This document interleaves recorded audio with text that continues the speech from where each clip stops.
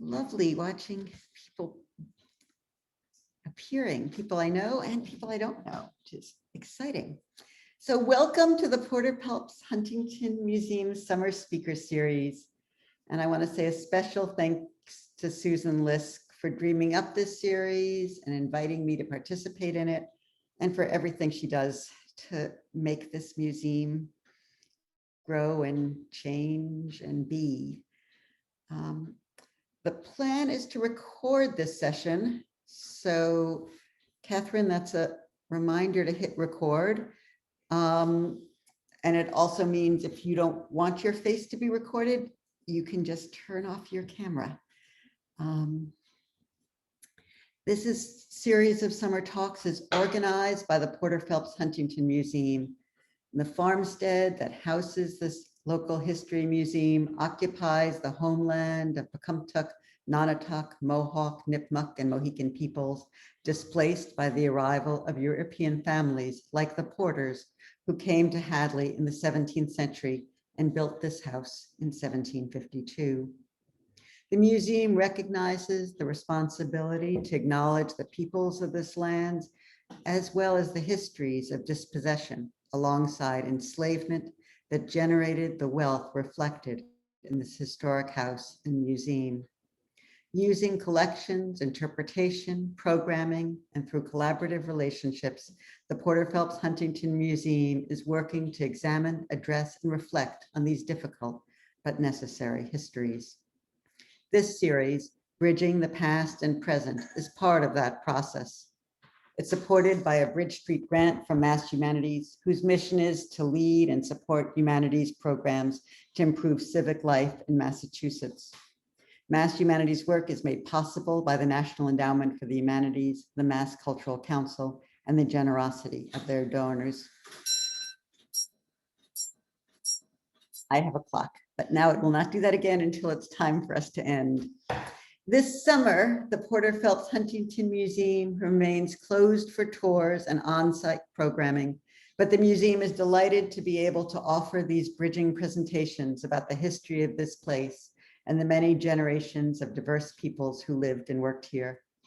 The next talk in this series will be a picture show and lecture on July 28th by the dynamic Bill Hadley that tells the story of Clifton Johnson, who lived in Hadley from 1865 to 1940, a truly great documentary photographer and local historian, who among many other things founded the Hadley Farm Museum, housing it in the structure that had been the Porter-Phelps-Huntington Barn.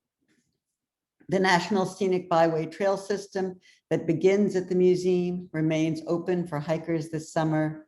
And while closed to visitors, the museum's wonderful group of summer interns, many of whom are here with us tonight, are busily engaged in an array of preservation and reinterpretation projects so as to be ready to tell more and different stories when the museum reopens next summer. So we hope to see you in person in the summer of 2022.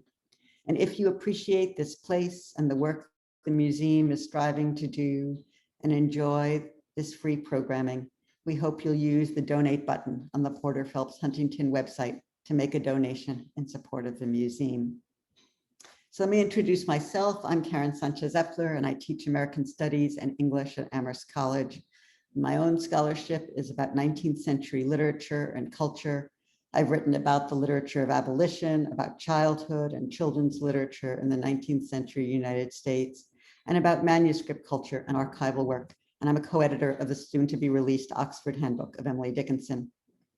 I've served for a long time on the board of the Emily Dickinson Museum, and I'm newly president of the board of the Porter-Phelps-Huntington Foundation. And I'm very much interested in thinking with all of you about the sorts of experiences and programming you'd like to see at the museum.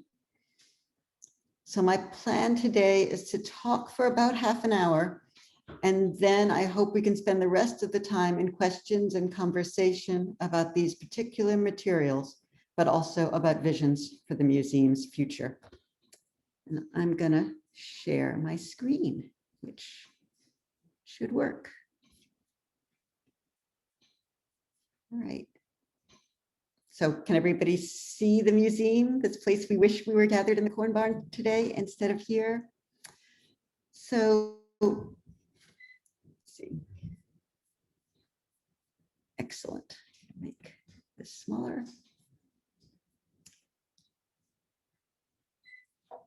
So my scholarship focuses on the 19th century United States, and in particular on manuscript cultures, people's everyday relationships to books and to acts of writing, and on 19th century childhoods.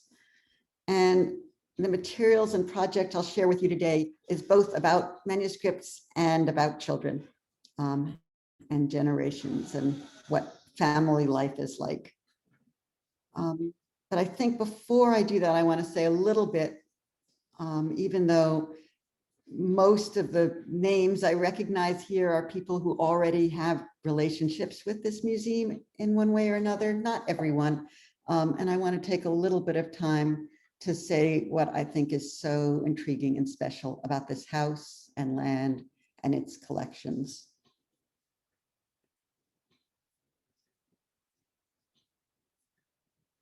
So the Porter-Phelps-Huntington house, standing there now, was first built in 1752 with later additions through the 18th century and again in the early 20th century.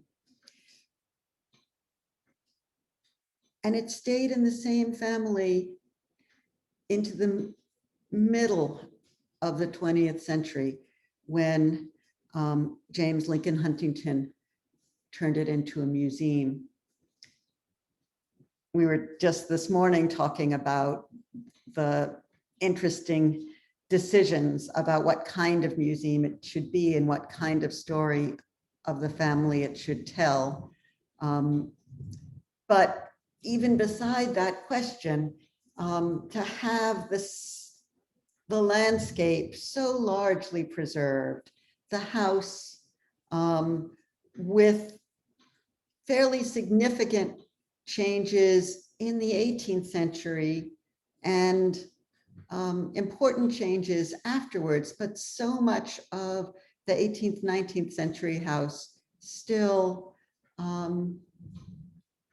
holding not just its structural form, but also many of its finishes, is very rare. And to have that together with so many objects that were in the house, not objects acquired elsewhere from the same period, but objects that belonged to the Porters, to the Phelpses, to the Huntingtons.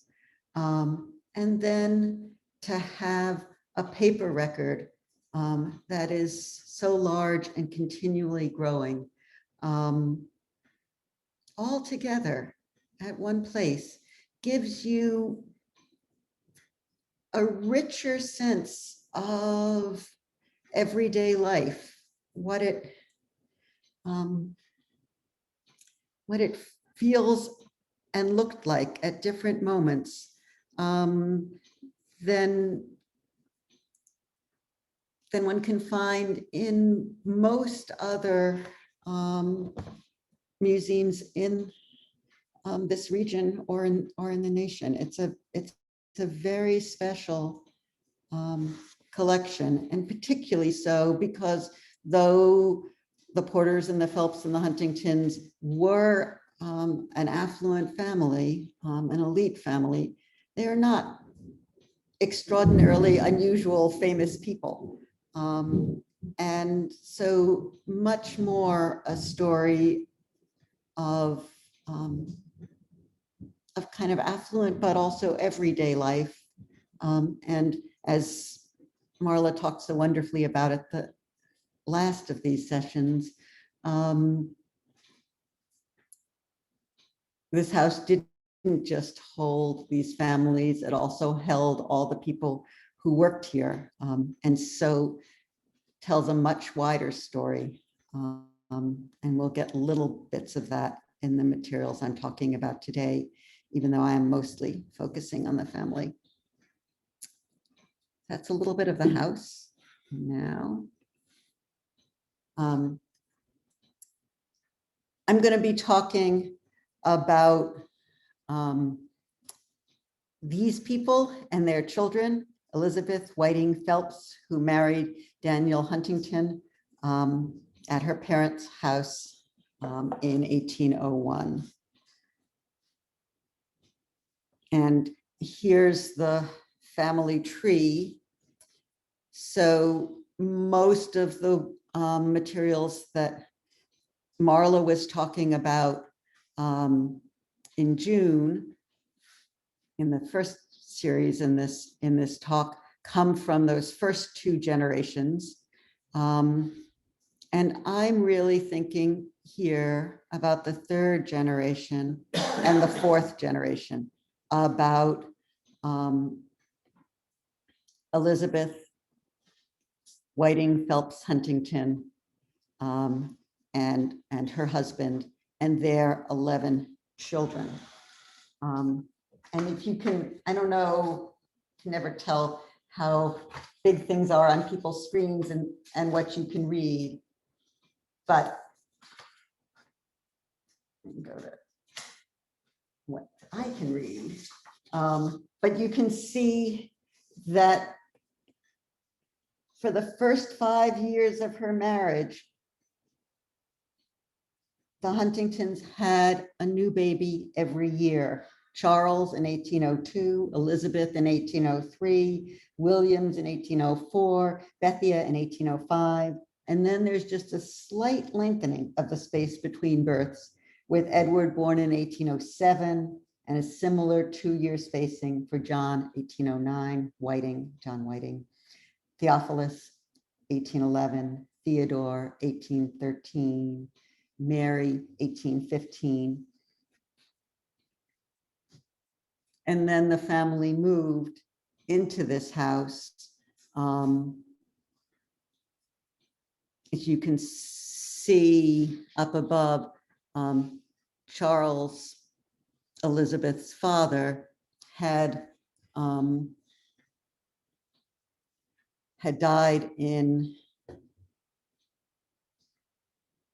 I'm on the wrong place. Yeah, my little arrow. That one, there we go, in 1817. Everybody has the same names. So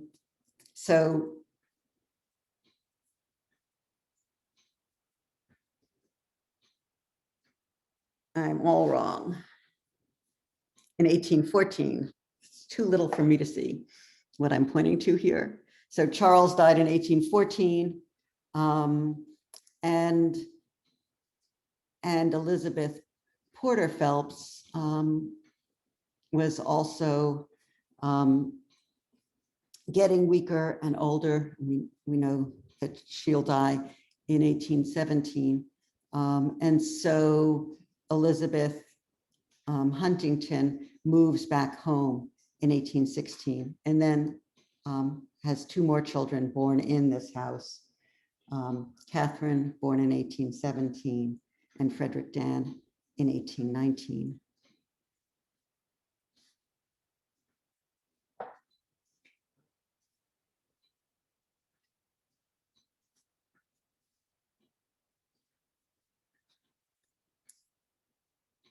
A few of these children will stay in the valley, but if that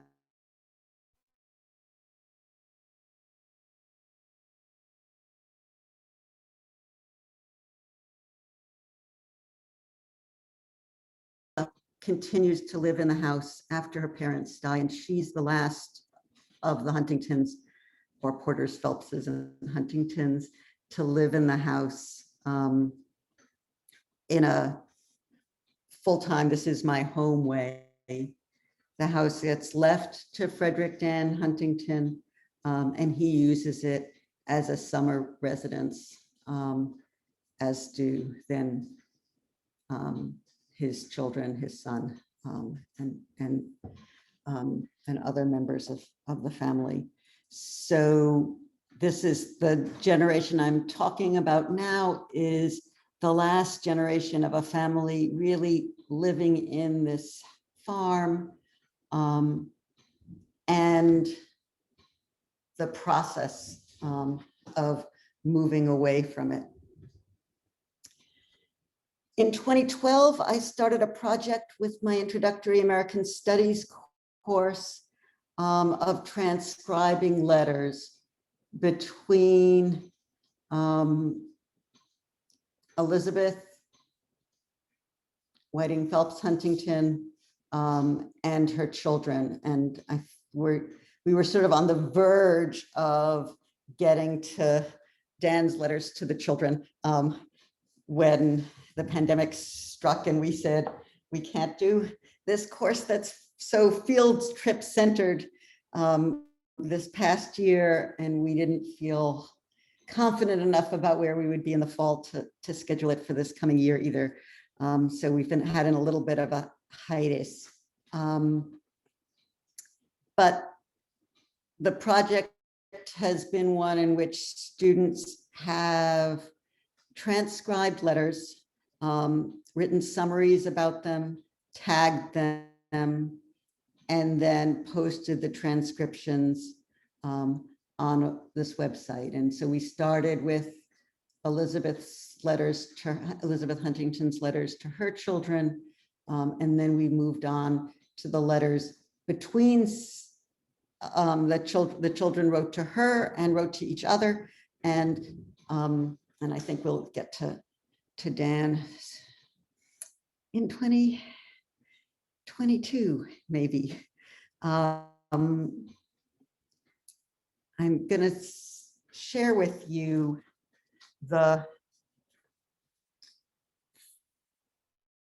I think I'm going to just read the whole text of the earliest one of these letters that we have. Oh, no, I was going to do a nice thing that I forgot. Good to have notes. I thought I'd talk a little bit, not just about the ways in which transcribing these letters makes them available. And most of the scholarship on this family and the house has focused on the 18th century period, and most scholarship in general tends to focus on grown-ups. So for the most part, these juvenile correspondence have not been things that have been considered it. And so partly this is a project to get those materials up in a way that they're available for historians and available for us to begin to ask questions about what they let us see and know. But it's also a great pedagogical thing. And I'm going to just read a few things that my students have said about doing this work. To be able to handle a physical letter, read it, and think about its meaning allowed for a more personal and direct connection to history and the lives of those who came before us than standard methods of learning. Simply reading and trying to decipher the handwriting was an act of problem solving and discovery in itself. And it was exciting to imagine Elizabeth actually writing out those words. Through the study of handwriting, a seemingly insignificant part of the writing process became a surprisingly personal, intimate act as I tried to determine patterns and intent among the loops and dashes. Recognizing that when Elizabeth is in a hurry, the letters blend together, patterns begin to emerge, and it becomes possible to decipher some of those supposedly indecipherable sections of the text. What you thought was an A was really CE, and the L you thought you saw was really a T that only had the faint traces of a cross to distinguish it. In this moment, you feel ecstatic as the surrounding letters and phrases fall into place.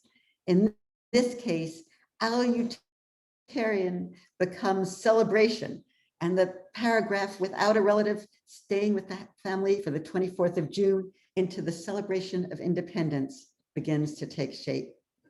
You get a momentary glimpse of the history of the very region you are in now, allowing you to understand the lives of people who lived almost 200 years ago. or someone else.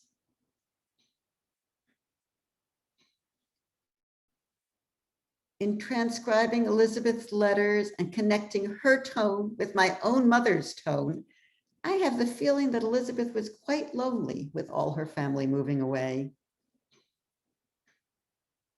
Someone else. I think that this letter exemplifies the strong familial connections present in Hadley life in this period.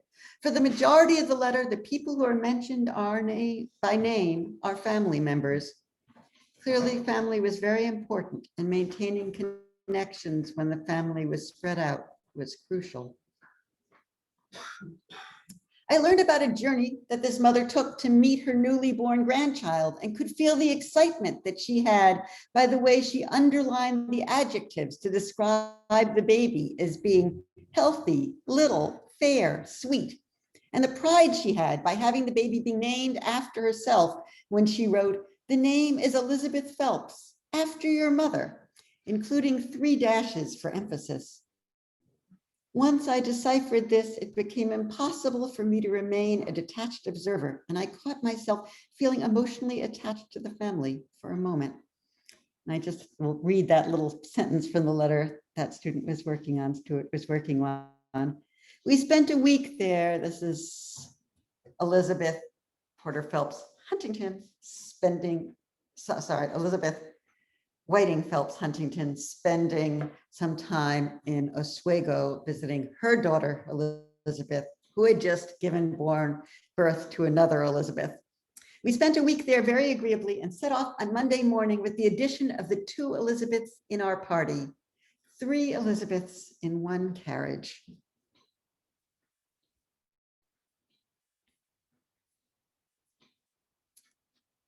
All right, now I'm going to go to the earliest letter that Elizabeth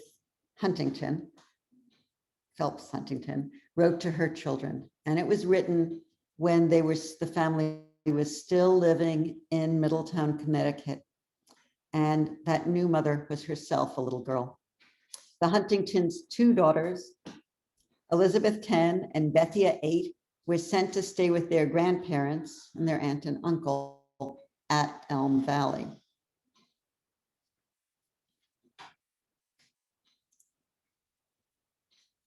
And I'm going to read this letter and just maybe, I think what I'm going to do is I'm going to read this letter to you and sort of stop after sections and do a little interactiveness now,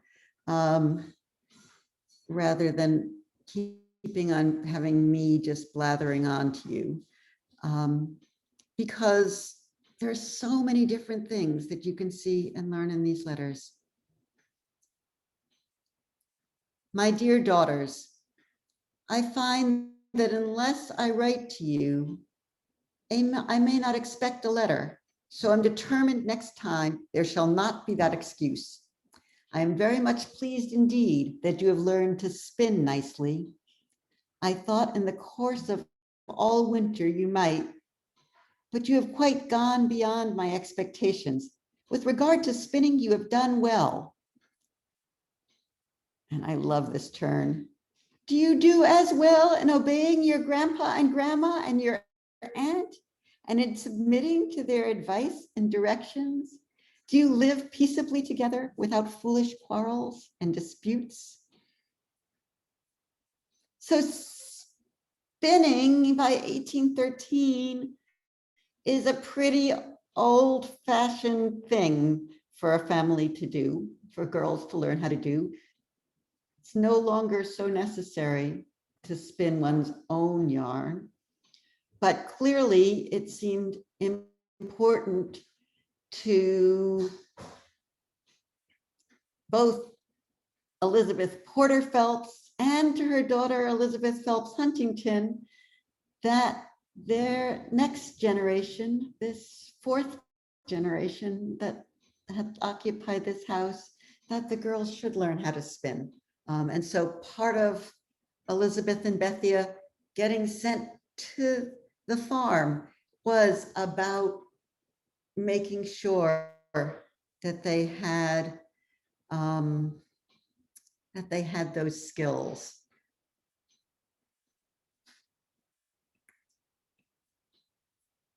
I'm wondering, it's always a risky, you are not my students, this is not a class, but I do kind of want to say, are there other things people want to say about this little passage? Or do you want me to just keep rambling on? I'm kind of happy rambling on, but I also don't want it to get tiring to listen to me.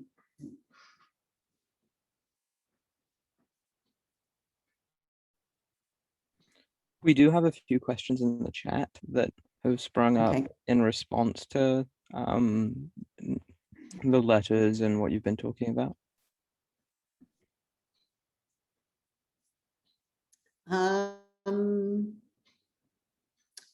Do you think I could probably find them? She says, I have so many things on my computer screen. But I could also, I think I want to stick with these letters unless, I mean, if you're looking at them, Oscar, I'm not now finding how to get my chat to open. And oh, that's way up there, maybe. Polling participants more.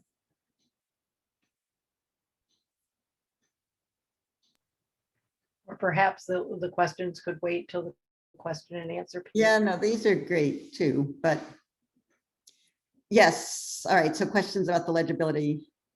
Yeah, absolutely. Actually, what we did is so one question is that people have found that working with one author at a time helps transcribing, and you get to know the person's vernacular, which can assist in putting together sentences. Do you have any advice for getting started when you can't seem to even get a few words? So what we've actually done after the first year in this project is students edit the letters, students write. Each batch of students now after the first year pick a letter that has not been edited, but had a first round of transcription, and then they work on fixing that. And so they get to spend time with the handwriting with at least some transcription there, and they make it better, and that helps to familiarize them with that handwriting. And then we assign them a new untranscribed letter by the same person that they've been working on, so that they do get to have a little tiny bit of learning it. And we also always have tried to do this in cohorts, so that everybody's working on their own letter, but they're doing it in little small groups. And when they get stuck, they can pass their letter over to a friend, and somebody else can try to see if they can see things differently. There are lots of issues with legibility. There's a lot of cross-writing in a lot of these letters where they're writing horizontally across. The first line of prose to save paper, that's terrible to read for anybody. So we leave blanks. We can, sometimes a letter will move it to the clean stage after one set of one class's edits of the years before. Sometimes one student will do an edit job on a letter and we'll still leave it posted on the website as needs editing, and the next year try to do it again. I think the other thing that happens is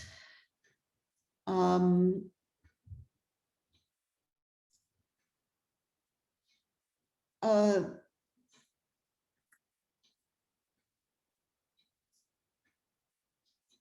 had a thing I was going to say that's left my mind.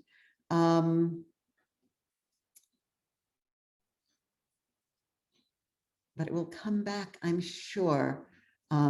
So yes, I am going to talk more about connections between families back then and families today. I think right now, and the other question about particular letters and moments. We'll get some more of them. I think one thing that really jumped out to people from this little paragraph I just read to you is how much Elizabeth seems a little bit annoyingly intrusive to them as a mother. So that turn to asking whether or not they've obeyed their grandma and grandpa, and in particular, do you live peaceably together without foolish quarrels and disputes?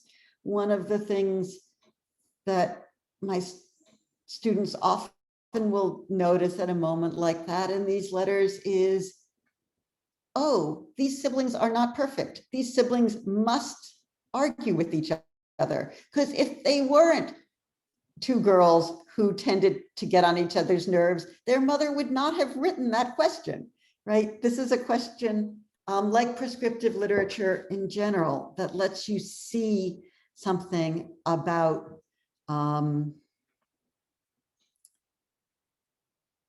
family dynamics.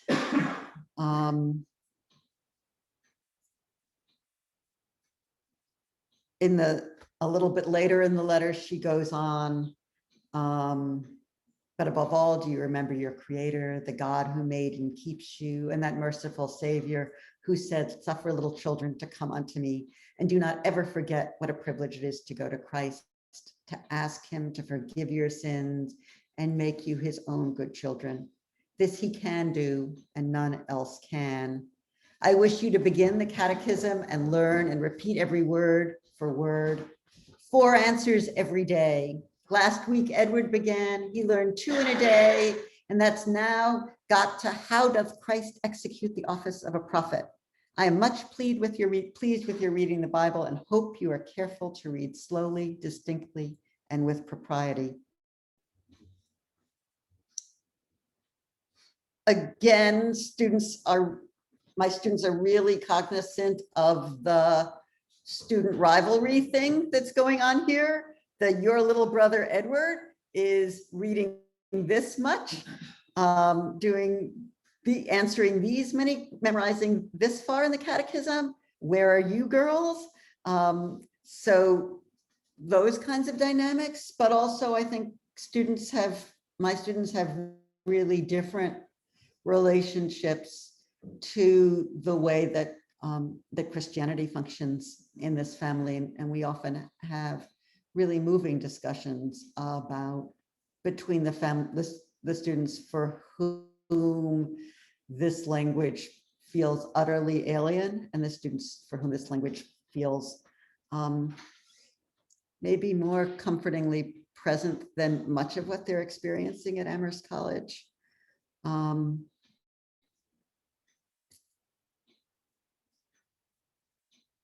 And then she writes, your grandma and aunt have a great task to do for you, and I hope you will try every way to please and assist them.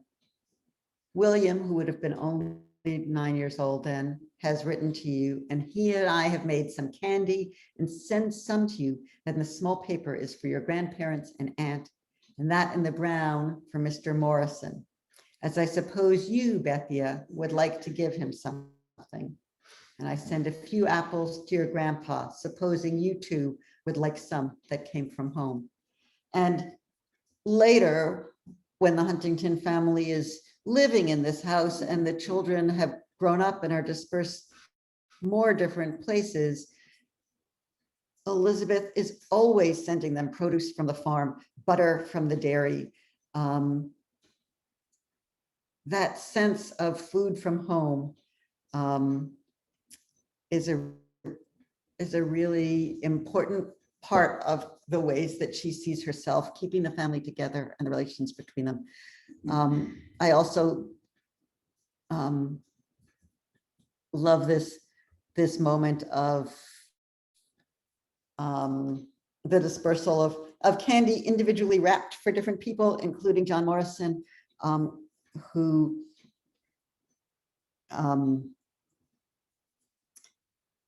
must be quite fairly old at this point, 1813, but had been living at the house since the Revolutionary War,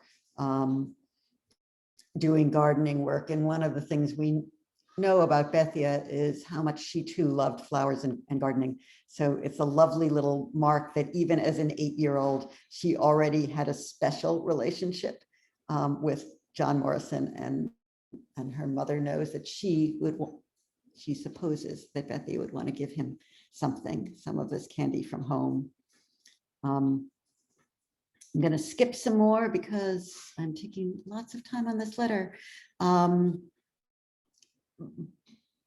But Bethia learns to knit, and there's lots about that as well, and some sewing projects, and her mother sends them cloth, but also just these little scraps.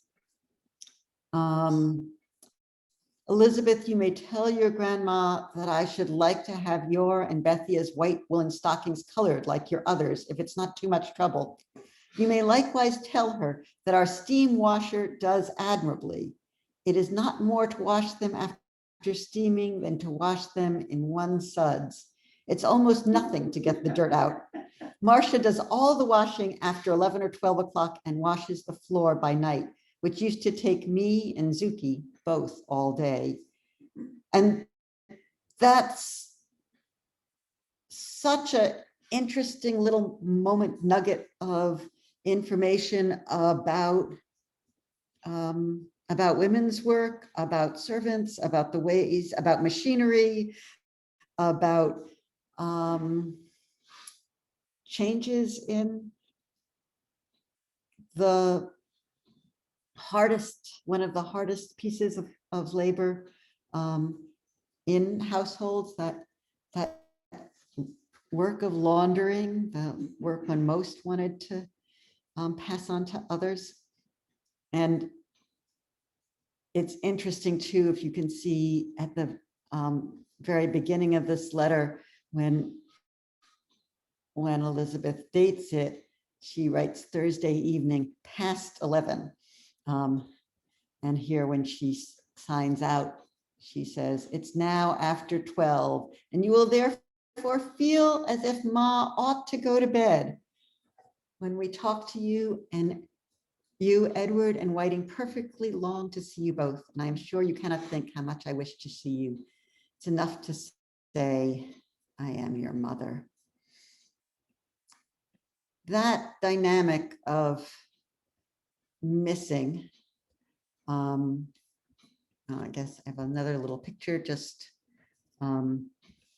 to say this work, needlework, and the relationships between writing and learning to sew goes on for these girls. And these are 2 samplers that they made. And this is what I mean by the remarkable things of having these letters, this letter written to Bethia when she was 8 and learning to knit and learning to spin, and also having the sampler that was made when she was 8.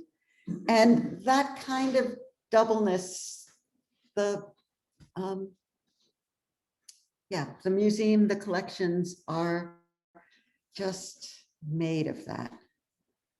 I'm not going to read this whole letter, but here's a letter from 1824 from William to Bethia that does similar things in terms of talking about men's work. He's just graduated from Harvard. He's having his first sort of living independently, and he's very curious about what his brothers are up to. I should like to know particularly how far advanced the fall is and what the brothers are doing the very day you date the letter. This I consider as a gentle hint for some of them to write unless they are too busy fixing their bees and making their brooms and making money, that they can't think for a moment of a poor fellow. And then he guesses that today, Wednesday, the 21st, I believe, of October, I guess they are making cider. Let me know whether I am right or wrong. So some moments of people sending produce from the farm, but also the sense of living on in the farm. Their lives. We do another one. This is a letter between Mary and Catherine, so those younger pair of siblings, girls. Dear Mary, Ma concludes to have you invite your friends today, your affectionate sister, Catherine, October 24th. And the Amherst student who wrote a summary of this letter described it as a folded piece of stationery with very formally addressed to Mary from Catherine, noting that mother has approved inviting friends over to the house today. The letter seems to be a practice by young sisters at the language of formal invitations. The letter does not appear to have gone through the post office, but it is decorated, postage paid, with pencil rubbings of coins. Oh, I could have given you that to read along, but there you can see those lovely coins. Mary would go off to Troy Female Seminary, and there's a whole slew of letters that she writes home, including a very dramatic series where she's writing every day, sometimes more than once a day, when there's been news of cholera, first in Albany and then in Troy, and she and her family are trying to decide whether she should get sent home. I think this year of COVID, these letters would read even more intensely than they did when my students were working on them. But there's just a extraordinary wealth and density of them. Mary died at age 24 in 1839, and her sister Catherine had also died young, even younger, at 13. And another of the really sort of riveting, moving things we found were the letters written to family members as Mary was dying. This one written by William, where part of what you can feel is this, this is a world without the internet, without telephones, without ways easily to let people know what's happening so swiftly somewhere else. And William's letter to Edward is very moving, but saying basically, come home. It seems like Mary is dying. But what really knocked all of us over was the postscript on the instructions to the postmaster on the address side of the letter. R.B. Mill, the postmaster, forward immediately to Mr. Huntington. If he is not in town, Mr. Chase, with whom he boards, will open the letter and act accordingly. Care of Mr. Chase. That sort of sense of how difficult it was to reach people with this news.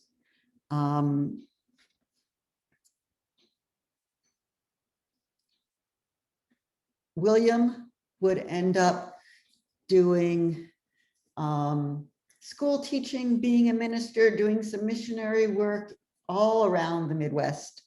And he writes a letter back to Bethia, remember the daughter who stays living in the house for the rest of her life in 48, in which he talks about coming across the first letter that our dear little Catherine Carey, the first of the Huntington siblings to die at age 13, ever wrote to any person. It is so stated in the body of the letter in 1824. It is all about Pa giving her and Mary a baby house over the cellarway, and Ma's giving them a carpet for it, and about Marta being in Hadley, all going down and locking up the house, and about Thanksgiving coming on showing it to his own daughter, Lucy Bethia. She could not rest till she had learned to read it herself. And on finding that I was then a little younger than she is now, it awakened her ambition to learn to write. And she has been practicing with her pen, however, from time to time for some weeks past, and has a very good idea of holding her pen, and will soon, I hope, be able to write to the aunt whose name she bears. She has also commenced and made some progress in reading, and goes on about teaching that, but that that sense of William out in Illinois at this point, somehow having with him letters that his sister Catherine, who had died in 1830, that is 18 years before, had written to him when she was a little girl. That sense of the family carrying and keeping these letters, and the meaningfulness of them, and the ways that they wish to reproduce those literary practices and emotional practices in the subsequent generations, just feels so moving to me in this letter. And another 15, 20 years later, when Elizabeth dies, William writes this poem and sends it to Bethia, really marking her as his last living sister, dear sister, sole survivor of the four. That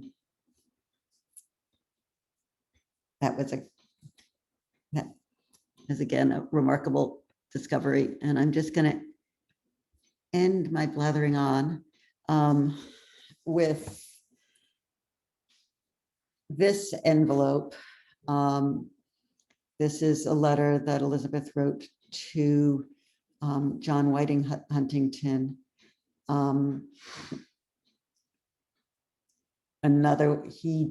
He died also young, right after graduating from college. And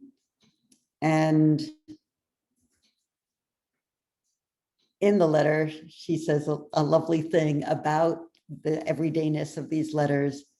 I have scribbled a great deal of very unimportant matter, to say the least, but as it is to be read by those who take some interest in these little things, I make no apology.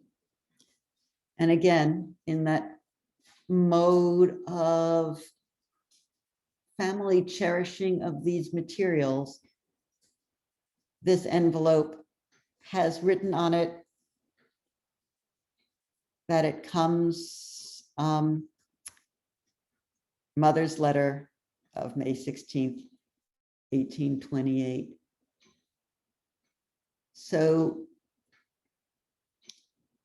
possible, I haven't actually tried to hold up the handwritings against each other to figure out which of Elizabeth's children wrote that. But there is already, right, in that generation, a sense of the family doing archival work in preserving these letters. And I've talked for much longer than half an hour. And so now let me make some space for other people to talk. Really welcome your questions and your thoughts and your responses about the value of these kinds of time with these sorts of everyday things.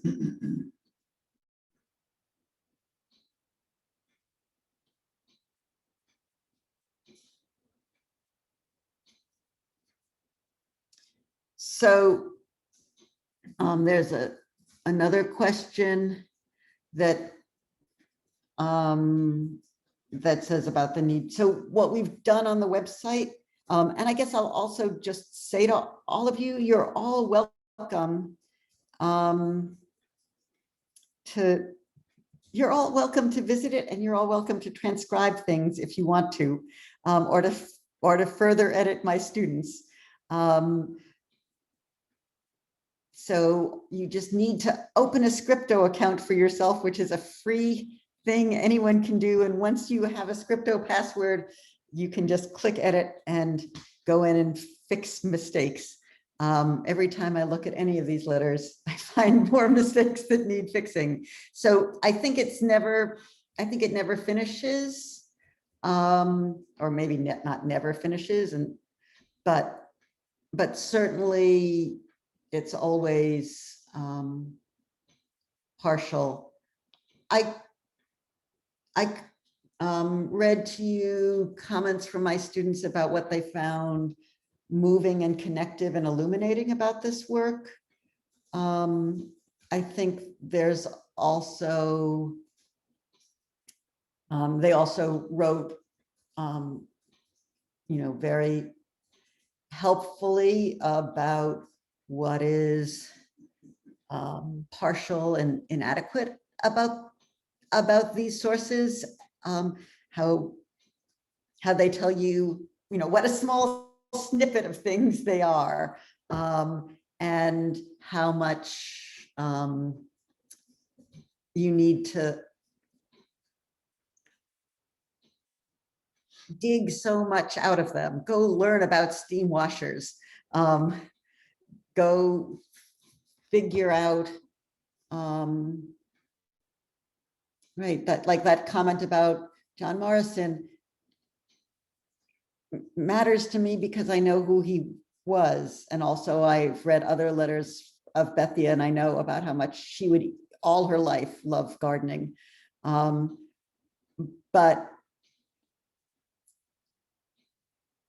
for instance, with the cholera epidemic in Troy, there's a lot of newspaper coverage about that question too, of whether this was going to be a serious outburst or not, and on the threat of cholera in Troy, I should say, and it ended up not being, but being able to hold those letters against the newspapers, against actual records from,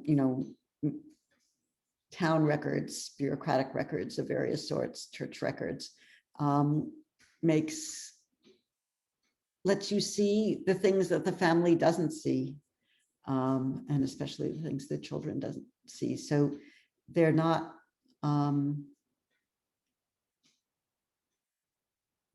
whole, but I think you get a sense.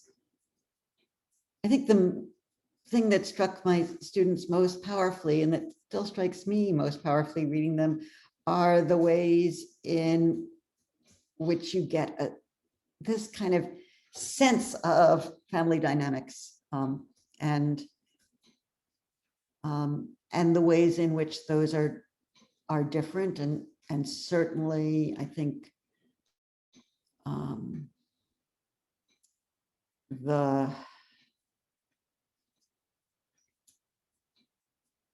the deep it's God's will response to the deaths of all of these children in the letters between the family. The 1830s were really hard on that family. Catherine and Whiting and Mary all died in that decade. So that feels like a very different kind of emotional response mode of coping with loss than we have now. Most of us have now, or many of us have now. So I think people find both things illuminating, I guess. The samenesses and the differences feel illuminating. We have a few more minutes. If other people have things they want to ask or say.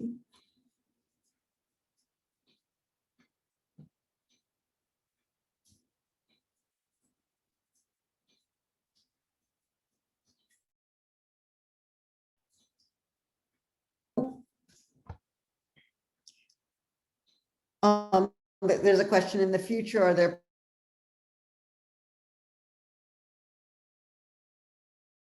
or elsewhere physically of the papers and the stories that these letters tell? I think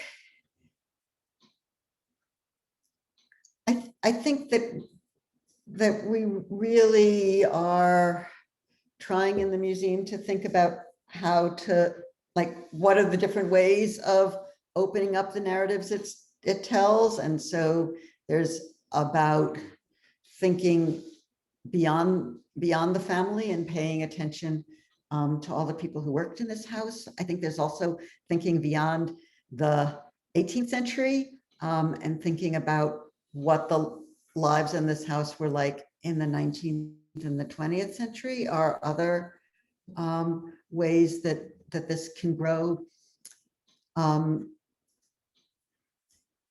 It's hard to know whether one could make I mean, even in very climate controlled places, good exhibits of manuscript documents tend not to be very satisfying to people.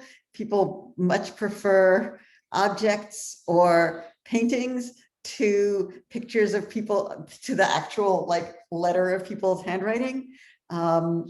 So because you have to like stand at it for a long time before you read it. So I'm not sure that that would be a great exhibit, but I think that there could be a wonderful exhibit about this moment of the family's kind of dispersal and the network of letters that held them together, even as they were dispersed. Another thing one of my students noticed was a letter from Elizabeth to Edward in Connecticut that then also had an Illinois postage on it. So it had clearly, Edward had read it and then he had passed it on to Williams, had forwarded that letter. So, you know, even like this, not just that they're making networks of writing to each other. And I'll say now, like for me, as a mother with 2 grown children, I do feel like I'm trying to do the work of making sure that they know what's going on with each other. And I feel that a lot in Elizabeth as well, that she's trying to be the glue to hold these siblings together. But some of them, like William and Bethia, who, you know, were born really near each other, held each other together too. Any last things? Karen, I just threw a question in about, I'm curious if there are other things from the children, like, you know, drawings or schoolwork or pressed flowers, other things that parents tend to save from their children. Yeah, we have found some. I mean, the way that this project's been organized has been about letters. So, but, you know, like that, like the coins on the letters, some of the letters do have drawings on them too, or come along with them, and some talking about that stuff as well. So yeah. Well, thank you all. I have not talked about this stuff before, and it's been fun to kind of ramble on about it. So I hope it was fun for you as well.